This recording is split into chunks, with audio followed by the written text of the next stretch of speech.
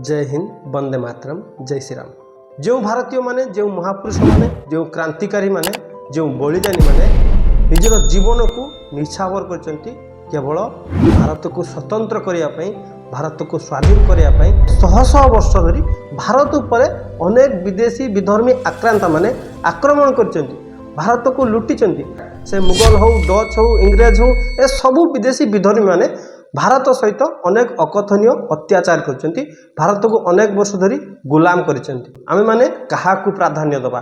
भारतर सपूत माने जो माने देश धर्म राष्ट्र मातृभूमि पाई बलिदान देइचंती, ना से विदेशी विधर्मी चुरो लटेरा डाकायत माने जो माने भारतर सभ्यता संस्कृति मठ मंदिर मातृभूमि ए सब को ध्वंस विध्वंस करचंती एवं भारतर अनेक धन संपत्ति लुटि नेइचंती। अनेक वर्ष धरी भारतीय मानक उपरे अकथनीय अत्याचार करचंती। सेमानंकु आमे प्राधान्य दबा ना आमर भारतीय स्वाधीनता संग्रामी, आमर महापुरुष, आमर साधु सन्त संग्रामी बलिदानी मानकु आमे प्राधान्य देबा? एबे आम ओडिशा रे चर्चित खबर होची रेभेन्सा कॉलेज।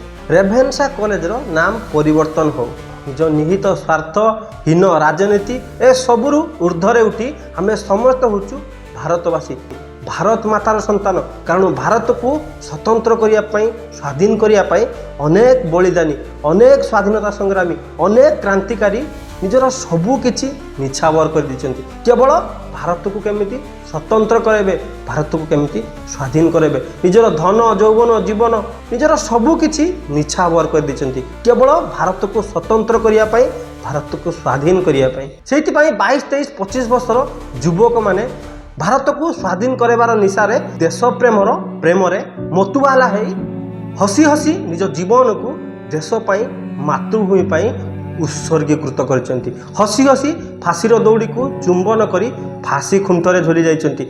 हसी हसी मातृभूमि पाई गुली मध्य खाइचंती। देश स्वाधीन निशारे निजे निजकू गुली करी समाप्त कर देचंती। किंतु विदेशी विधर्मी ब्रिटिश मानक आगरे केबे भी मुंड नुआई नांती, केबे भी आत्मसमर्पण करनांती।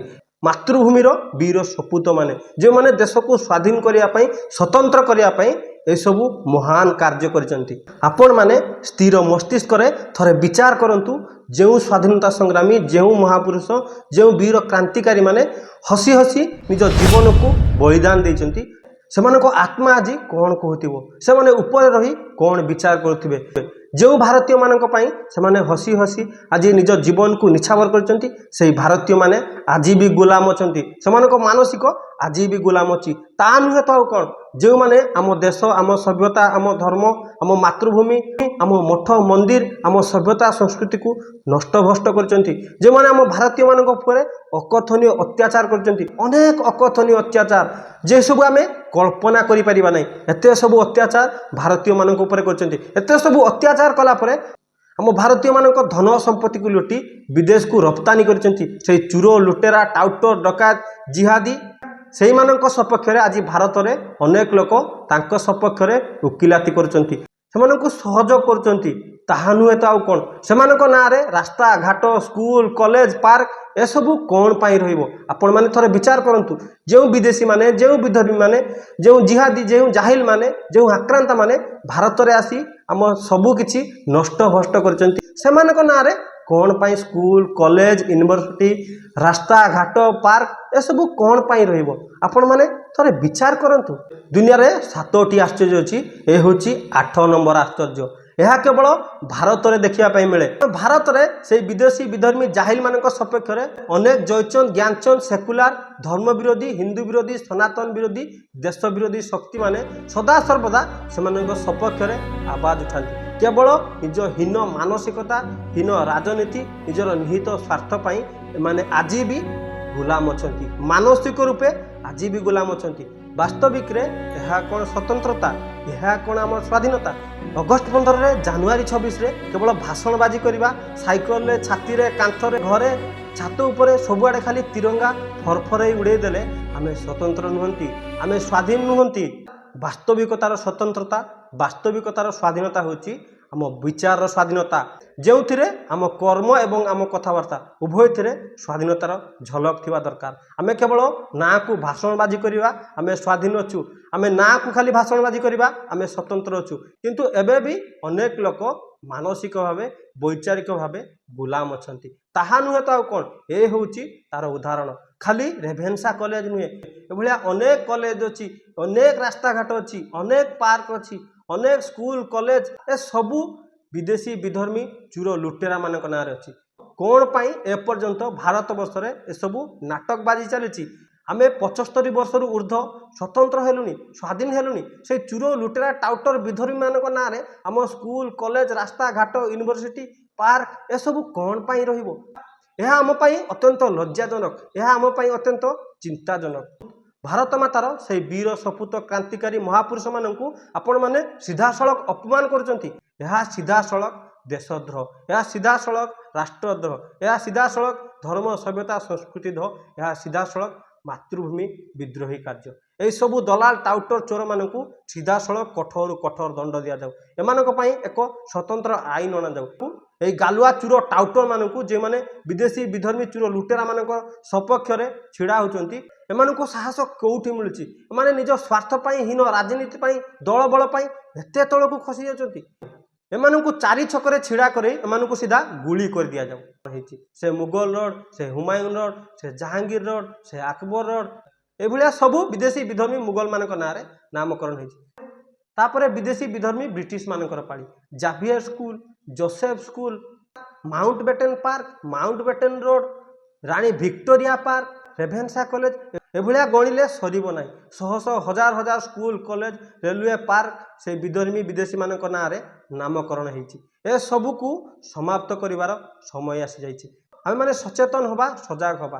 ଯେଉଁ ସବୁ ଏଇ ବିଦେଶୀ ବିଧର୍ମୀ ଚୋର ଲୁଟେରା ଡକାୟତ ମାନଙ୍କ ନାଁରେ ନାମକରଣ ହେଇଛି, ସେ କଳଙ୍କକୁ ଆମେ ସବୁଦିନ ପାଇଁ ସମାପ୍ତ କରିବା। ସମସ୍ତେ ସଂଗଠିତ ହେଇ ଆମେ ସମସ୍ତେ ଏକ ସ୍ୱରରେ, ଏକ ମନରେ, ଏକ ଲୟରେ ଭାରତୀୟ ହୋଇ ଥରେ ବିଚାର କରିବା। ଆମର ପ୍ରତ୍ୟେକଟି ମହାପୁରୁଷ, ଆମର ପ୍ରତ୍ୟେକଟି ସ୍ୱାଧୀନତା ସଂଗ୍ରାମୀ, ଆମର ପ୍ରତ୍ୟେକଟି ବଳିଦାନୀ, ଆମର ଧର୍ମଯୋଦ୍ଧା ମାନେ, ଯେଉଁମାନେ ଭାରତ ପାଇଁ, ଭାରତର ସଭ୍ୟତା ସଂସ୍କୃତି ପାଇଁ, ମାତୃଭୂମି ପାଇଁ, ସ୍ୱାଧୀନତା ପାଇଁ ନିଜର ଜୀବନକୁ ଉତ୍ସର୍ଗୀକୃତ କରିଛନ୍ତି, ନିଜର ସର୍ବଶ୍ରେଷ୍ଠ ତ୍ୟାଗ କରିଛନ୍ତି, ସେମାନଙ୍କୁ ଆମେ ଉଚିତ ସମ୍ମାନ ଦେବା। ନହେଲେ ଆମ ଆଗ ପିଢ଼ି ଆମକୁ କେବେ କ୍ଷମା କରିବ ନାହିଁ।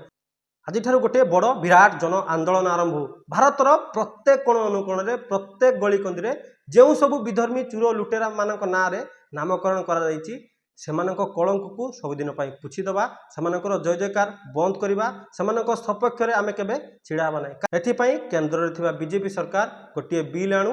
ଯେତେ ସବୁ ନାଁ ବିଦେଶୀ ବିଧର୍ମୀ ଚୋର ଲୁଟେରା ମାନଙ୍କ ନାଁରେ ଅଛି, ମୁଗଲ ବ୍ରିଟିଶ ମାନଙ୍କ ନାଁରେ ଅଛି, ସେସବୁ ନାଁକୁ ସବୁଦିନ ପାଇଁ ସମାପ୍ତ କରନ୍ତୁ। ସେସବୁ କଳଙ୍କକୁ ସବୁଦିନ ପାଇଁ ସମାପ୍ତ କରିଦିଅନ୍ତୁ। ଗୋଟିଏ ବି ନାଁ ଛାଡ଼ନ୍ତୁ ନାହିଁ। ନହେଲେ ଏଭଳିଆ ନାଟକବାଜି ପ୍ରତ୍ୟେକ ସମୟରେ ଚାଲିଥିବ। କାରଣ ଆଜି ନୁହେଁ, ଅନେକ ସମୟ ଧରି ଯେତେବେଳେ ମୁଗଲ ମାନଙ୍କର ନାଁ ଚେଞ୍ଜ ହୁଏ, ସେତେବେଳେ ନାଟକବାଜି ଚାଲେ। ଯେତେବେଳେ ବ୍ରିଟିଶ ମାନଙ୍କ ନାଁ ଚେଞ୍ଜ ହୁଏ, ସେତେବେଳେ ନାଟକବାଜି ଚାଲେ। ସେ କଳଙ୍କକୁ ଯେତେବେଳେ ହଟାଯାଉଛି, ଭାରତରେ ସେମାନଙ୍କ ସପକ୍ଷରେ ଥିବା ଜାରଜ ସନ୍ତାନ ମାନେ, ସେକୁଲାର ଧର୍ମ ବିରୋଧୀ, ଭାରତ ବିରୋଧୀ ଶକ୍ତିମାନେ ଫଡ଼ଫଡ଼ଉଛନ୍ତି। କାରଣ ମହାରଣା ପ୍ରତାପ ରାଜା ହେଇ ବି ଘାସର ରୁଟି ଖାଇଥିଲେ, କେବଳ ସନାତନ ଧର୍ମ ସଭ୍ୟତା ସଂସ୍କୃତି ପାଇଁ। ଜୟରାଜ ଗୁରୁ, ଯାହାଙ୍କୁ ଇଂରେଜ ମାନେ ଅତି ନୃଶଂସ ଭାବେ ହତ୍ୟା କରିଥିଲେ, ଏହି ବିଧର୍ମୀ ପିଶାଚ କ୍ରୂର ଇଂରେଜ ମାନେ ତାଙ୍କୁ ଅତି ନୃଶଂସ ନିର୍ମମ ଭାବେ ହତ୍ୟା କରିଥିଲେ। 12 ବର୍ଷର ବାଳକ ବାଜି ରାଉତ, ଯିଏକି ସର୍ବକନିଷ୍ଠ ବୟସରେ ନିଜ ମାତୃଭୂମି ପାଇଁ, ଦେଶ ପାଇଁ ନିଜ ଜୀବନକୁ ବାଜି ରାଉତ ବାଜି ଲଗାଇ ଦେଇଥିଲେ। ବୀର ସୁରେନ୍ଦ୍ର ସାଏ, ଭଗତ ସିଂ, ଜୟରାଜ ଗୁରୁ, ସୁଖଦେବ, ଚନ୍ଦ୍ରଶେଖର ଆଜାଦ, ଖୁଦିରାମ ବୋଷ, ବୀର ବିନାୟକ ସାବରକର, ଏଭଳିଆ ଶହ ଶହ ହଜାର ହଜାର ସ୍ୱାଧୀନତା ସଂଗ୍ରାମୀ ମହାପୁରୁଷ ମାନେ ଭାରତ ପାଇଁ, ଭାରତ ମାତା ପାଇଁ ନିଜର ଜୀବନ ଦେଇଛନ୍ତି। ଛତ୍ରପତି ଶିବାଜୀ ମହାରାଜ, ଛତ୍ରପତି ସମ୍ଭାଜୀ ମହାରାଜ ଭାରତର ସଭ୍ୟତା ସଂସ୍କୃତି ଐତିହ୍ୟ ପାଇଁ ମୁଗଲ ମାନଙ୍କ ବିରୁଦ୍ଧରେ, ବିଦେଶୀ ବିଧର୍ମୀ ଚୋର ଲୁଟେରା ଜିହାଦୀ ମାନଙ୍କ ବିରୁଦ୍ଧରେ ସଂଗ୍ରାମ କରି ନିଜର ଜୀବନକୁ ଉତ୍ସର୍ଗୀକୃତ କରିଛନ୍ତି। ଛତ୍ରପତି ସମ୍ଭାଜୀ ମହାରାଜ ଭାରତ ପାଇଁ, ସନାତନ ଧର୍ମ ସଭ୍ୟତା ସଂସ୍କୃତି ପାଇଁ ତାଙ୍କର ଗୋଟିଏ ଗୋଟିଏ ଅଙ୍ଗକୁ ସମର୍ପଣ କରିଛନ୍ତି। ଏତେ ସବୁ ପରେ ବି ଆମେ ଆମ ମହାପୁରୁଷ ମାନଙ୍କର ବଳିଦାନ, ତ୍ୟାଗ, ସମର୍ପଣକୁ ଭୁଲି ଯାଇ ସେହି ବିଦେଶୀ ବିଧର୍ମୀ ଚୋର ଲୁଟେରା ଜିହାଦୀ ଆତଙ୍କବାଦୀ ମାନଙ୍କ ନାଁରେ ଆମର ସବୁ ରାସ୍ତାଘାଟ, ସ୍କୁଲ କଲେଜ ନାମକରଣ କରିବା, ତାଙ୍କ ସପକ୍ଷରେ ଛିଡ଼ା ହେବା, ତାଙ୍କ ସପକ୍ଷରେ ଓକିଲାତି କରିବା, ତାହେଲେ ତାଠାରୁ ମୂର୍ଖାମି, ତାଠାରୁ ଲଜ୍ଜାର ବିଷୟ ଆଉ କିଛି ବି ନାହିଁ। ଆପଣମାନେ ଯଦି ମୋ ବିଚାରରେ ଏକମତ ଅଛନ୍ତି, ତେବେ ନିଜର ମତାମତ ଦିଅନ୍ତୁ। ଆମ ଭିଡ଼ିଓକୁ ଅଧିକରୁ ଅଧିକ ମାତ୍ରାରେ ସେୟାର କରନ୍ତୁ, ଆମକୁ ସହଯୋଗ କରନ୍ତୁ। ବନ୍ଦେ ମାତରମ୍, ଭାରତ ମାତା କି ଜୟ, ଜୟ ଶ୍ରୀରାମ।